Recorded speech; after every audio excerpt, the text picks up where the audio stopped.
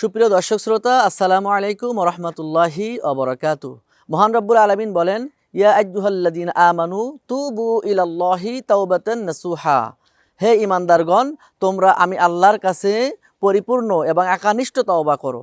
সম্মানিত দর্শক শ্রোতা, এই আয়াত আমাদের শিক্ষা দেয় যে আমাদের জীবনের যত পাপ আছে, যত গুনাহ আছে, আমরা একমাত্র আল্লাহর কাছে যদি আমাদের নিজেদের গুনাহের কথা স্মরণ করে আমাদের জীবনের সব গুনার ক্ষেত্রে আল্লাহর কাছে তওবা করার মতো যদি আমরা তওবা করি, আল্লাহ পাক অবশ্যই আমাদের জীবনের গুনাহগুলো মাফ করে দিবেন। সুতরাং এই পবিত্র মাহে রমজান হচ্ছে তওবা করার একটা মহা সুযোগের মাস। এই মাসে আমরা বেশি বেশি মহান রব্বুল আলামিনের কাছে তওবা এবং ইস্তিগফার করার মাধ্যমে আমাদের জীবনের গুনাহগুলো মাপ চাইব।